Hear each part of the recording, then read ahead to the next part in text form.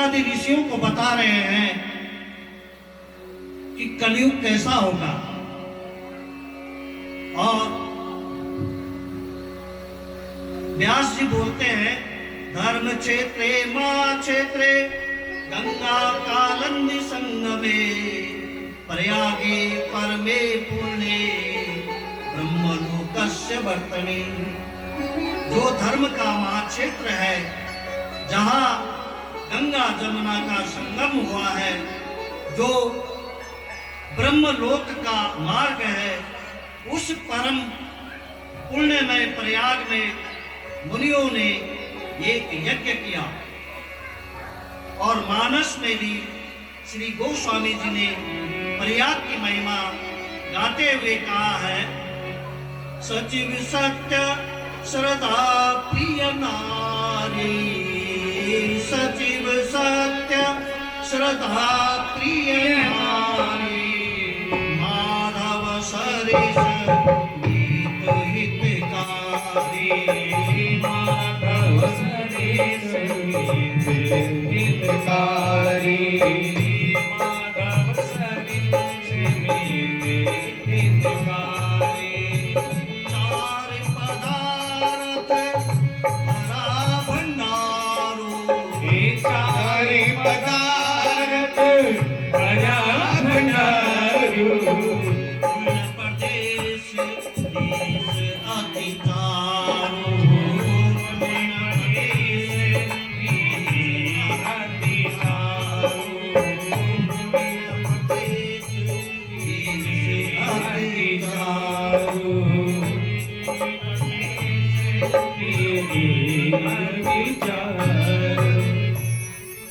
उन्होंने कहा कि प्रयागराज एक उत्तम क्षेत्र है।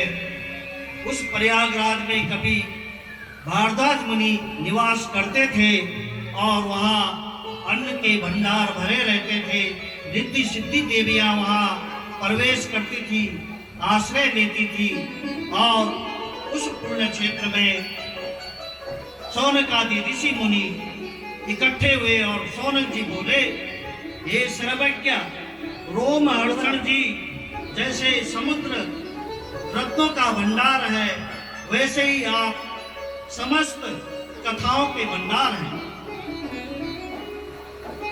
सूत जी जब कथा कहते थे तो श्रोताओं के रोम रोम खड़े हो जाते थे, इसीलिए उनको रोम हर्षण बोला जाता था।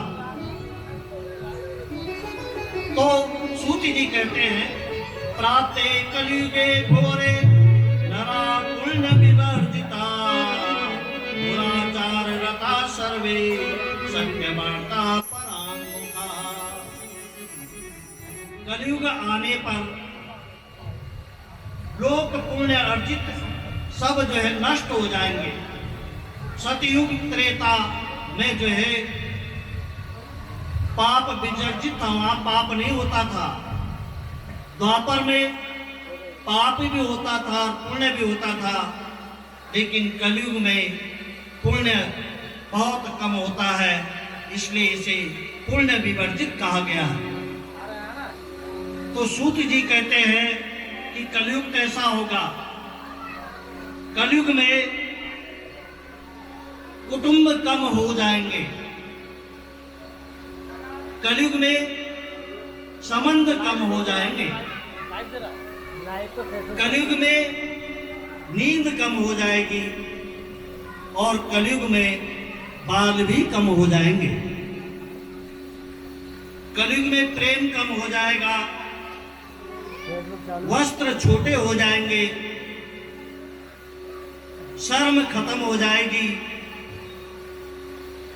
लाज लज्जा नहीं रहेगी, मर्यादा कम हो जाएगी, बच्चे कम होंगे, घर का खाना कम हो जाएगा, किताबें पुस्तक पढ़ना कम हो जाएंगी, भाई भाई का प्रेम कम हो जाएगा, चलना फिरना कम हो जाएगा, खुराक कम हो जाएगी, घी मक्खन कम हो जाएगा, लगाएगा तो तांबे पीतल के बर्तन कम हो गए। बहुत कम रहेंगे, ये भी कम हो दबाएगा जाएंगे। निकल जाएगी, सुख निकल तो जाएगी। चैन फिर कम सेट कैसे होगा। करूँगा?